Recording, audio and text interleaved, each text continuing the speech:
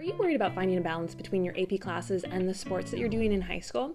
In this video, I'm going to talk about how to balance sports and AP or high-level classes during your high school career. This is something that a lot of students that I have taught in the past have really struggled with, especially with the demands of today's sports and all of the APs that they might be taking. So I have advice from a teacher's perspective, but I have also coached high school sports while I've been a teacher, so I can share some advice from the perspective of a coach, and I was also a varsity athlete in high school, participating in cross-country, indoor track, and outdoor track for all 4 years of high school while I took AP classes. And not that I have it all figured out, but I do hope that some of these suggestions may help you or your friends find a better balance between your academics and your sports. First of all, you'll probably hear this from your teachers, but remember that while in high school you are a student athlete and student comes first. So that means you should prioritize your academics over your athletics, even if you're somebody who might be recruited one day and think about doing a sport at a collegiate or professional level.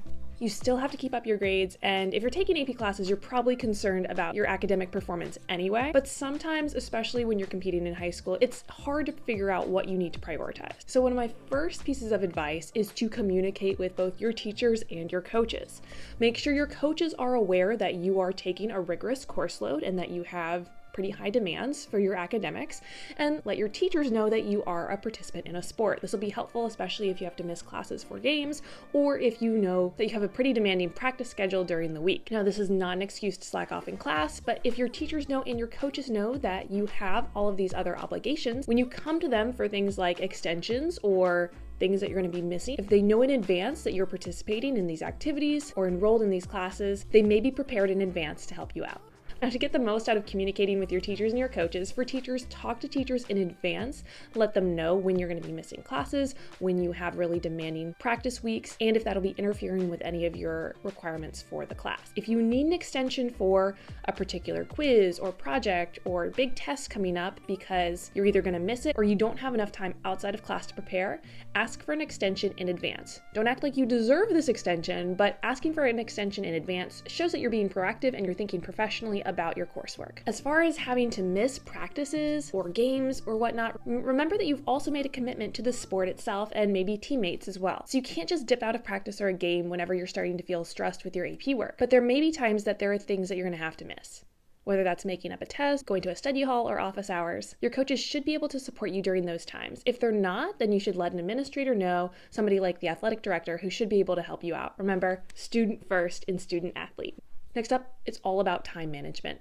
Now, if you don't already have a calendar or a planner or something digital to mark all of your games and events and practices, make sure you get one and then block out times for any practices, games, or travel that you're gonna have to do because of your sport. Having these things on a calendar will help you realize the amount of time that you have to commit to your other things and other activities. It'll also help you see in advance if there's gonna be a really demanding week for your sport, or if there's a weekend in particular that you know you're going to be really busy and you won't have a lot of time to devote to your homework. Don't just rely on something that's taped to a fridge or something that your parents are going to remind you about right beforehand. By taking ownership of your own schedule, you'll be able to find chunks of time that you might have not already thought about where you can do some of your classwork. Now let's talk about that homework. One of the most common struggles I encountered with students who were in AP classes and participated in sports is that they had to attend practice after school. Those practices lasted a long time. They'd have to come home, eat dinner, and then they wouldn't get to their homework or their required out of class work until 8, 9, 10 o'clock at night. Then they would stay up late, and it became a very stressful situation trying to get all their reading and work done. So where do you find the time to get it all done when you're participating in a sport?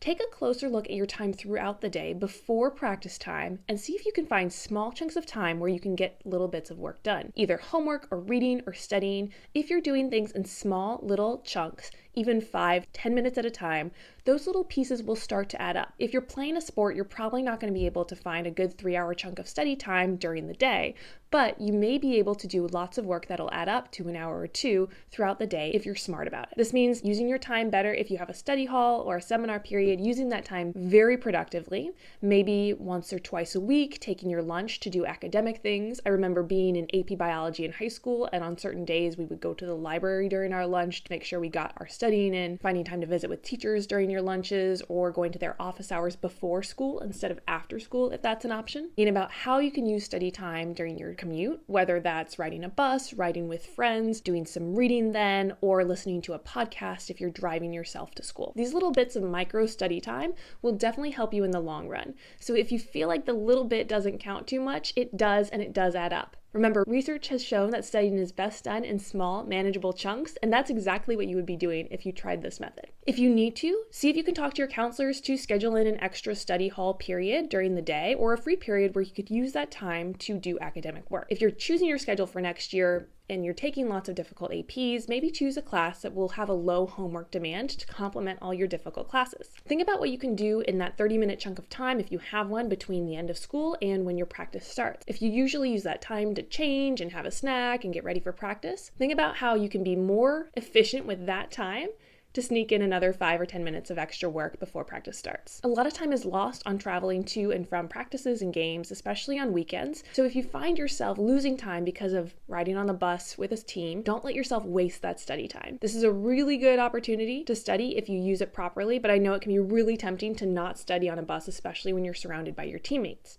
So 1, you can find other students, form a little study group to study during games, on the way to away games, or over the weekend while you're traveling to and from events. Or if you're the only one in a particular AP class playing a sport, this is a great time to use music for studying, invest in some good headphones, and kind of tune out everybody else. I know I usually don't recommend music while you're studying, but if you're putting music on the bus, then you can focus and get your work done better than being distracted by your peers or teammates around you. So build in time during the day and use travel time to your advantage. Next up, you do want to make sure you prioritize your sleep. This is one thing that goes very quickly for student athletes I have found who are coming home from practice late and then stay up late getting their work done, and then they're exhausted and they can't be as productive during the day or perform as well in their sport. So you really want to make sure that you set a consistent and reasonable bedtime for yourself that is going to work for your body and your needs. If you are going to sleep too late consistently just to get all your reading done, if you find yourself lagging and not performing as well in your classes or in your sport, you definitely want to try to rearrange your schedule so that you can go to bed a little bit earlier and find some extra pockets of studying during the day. Lastly, one of the biggest things that you need to think about is your mental health. Remember that this is hugely important, especially in high school, especially when you're under stress because of AP exams and a sport that has demands on your time. If you find yourself getting really stressed out about either your sport or your AP class or both, talk to your peers, talk to your teachers and coaches or counselors at your school.